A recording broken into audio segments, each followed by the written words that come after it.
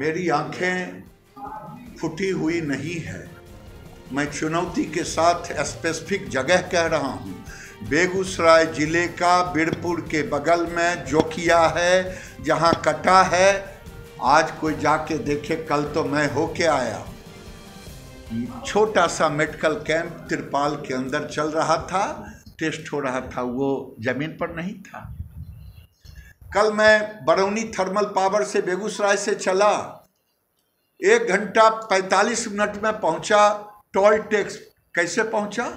अगर सड़क सरमेरा पथ चंडी दनियामा होते हुए कभी हम ललायित होते थे, गांव में सड़कें नहीं थी। हम ललायित होते थे किरासन तेल कैसे पहुंचाएंगे। आज प्रधानमंत्री घर घर बिजली पहुंच गई। ये क्या है? ये सब आंकड़े हैं।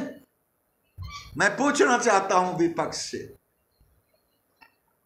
कि कोई ऐसा गांव नहीं बचा जिस पंचायत में, पंचायत शब्द का मैं प्रयोग कर रहा हूं, वहां सड़कें नहीं। जो हमारे गरीब भाई थे, उनको किरासन तेल ललायित रोशनी जलाने के लिए आज सौभाग्य योजना की ओर से घर घर बिजली है। ये सब आंकड़े हैं। आंकड़े कह करके गरीबों के दिल से मोदी को नहीं निकाल सकते। देखिए, बेगूसराय ऐसे तो बिहार का सौभाग्य और दुर्भाग्य दोनों जुड़ा हुआ है। आधी आबादी सुखाड़ से तो आधी आबादी बाढ़ से। और मैं जिस जिले से प्रतिनिधि हूँ, बेगूसराय, एक तरफ गंगा, दूसरे तरफ गंडक, तीसरे तरफ बलान, तो चारों तरफ से घिरा हुआ है।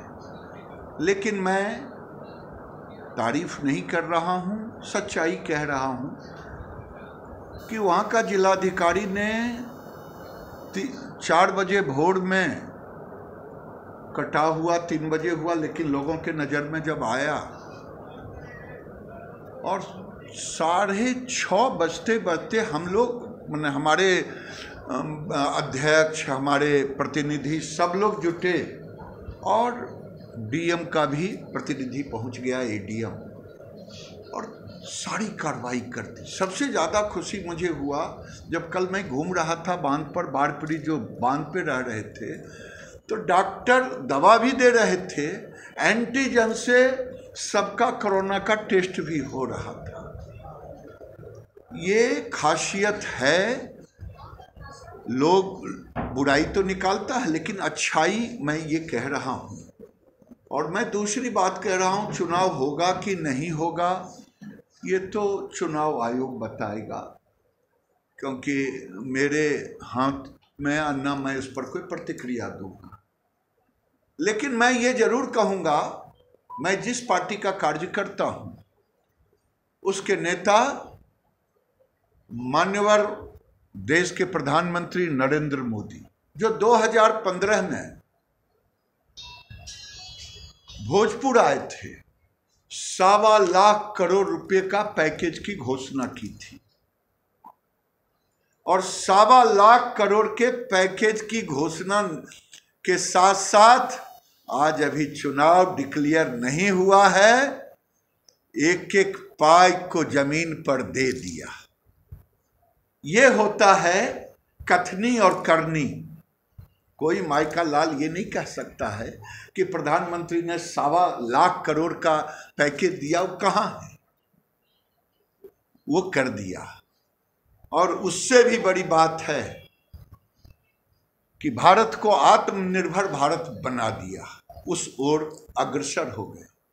अब पहली बार हम ताइवान को बरमोश हम एक्सपोर्ट करने जा रहे हैं। आज तक तो डिफेंस के सारे चीज़ हम इंपोर्ट करते रहे, और प्रधानमंत्री, रक्षा मंत्री ने कहा कि 100 आइटम को हम इंपोर्ट नहीं करेंगे। अब हम आत्मनिर्भर भारत में एक्सपोर्ट कर रहे हैं। आत्मनिर्भर भारत में जिस भारत के पास कोरोना के आते ही पूरी दुनिया नरेंद्र मोदी को मैनेजमेंट गुरु के रूप में स्वीकारा, हमारे पास एक इंस्टीट्यूशन था टेस्टिंग का, आज 1500 से ज़्यादा हो गए। गांव गांव टेस्टिंग अब हो रहा है। लैब नहीं था, जो डेलिकेटेड अस्पताल नहीं थे, बेड नहीं था, आज 12-13 लाख बेड हो गए, 11 लाख से ऊपर टेस्टिंग हो रहा है।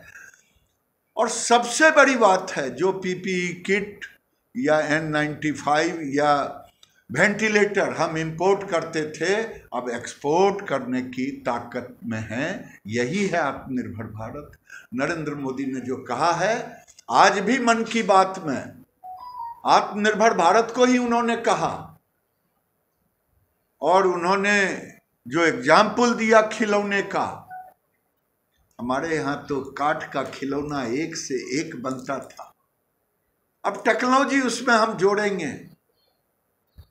हमने 59 ऐप को हटा दिया, लेकिन उसके सब्स्टिट्यूट भी लाना शुरू कर दिए। इसलिए जिस दिन भारत आत्मनिर्भर भारत की ओर अग्रसर नरेंद्र मोदी ने जो कहा है, वो हो रहा है। और मैं समझता हूँ कोरोना काल हमारे लिए आपदा रहा। उस आपदा को भी देश के 70 से ऊपर देश हैं जिनकी आबादी 80 करोड़ 90 करोड़ से नीचे है, लेकिन भारत के 80 करोड़ के लगभग उसके ऊपर लोगों को 8 महीने का भोजन देने का, यही आत्मनिर्भर भारत, यही गरीब कल्याण, यही भारत के प्रति संवेदना नरेंद्र मोदी का है। और नरेंद्र मोदी का समर्पण, एक तरफ अगर 2014 में लोकतंत्र को दंडवत किया, सर झुकाया, समर्पण किया, वहीं राष्ट्र के प्रति प्रतीक राम जन्मभूमि में भी उन्होंने समर्पित कर दिया, जो 500 साल से नहीं।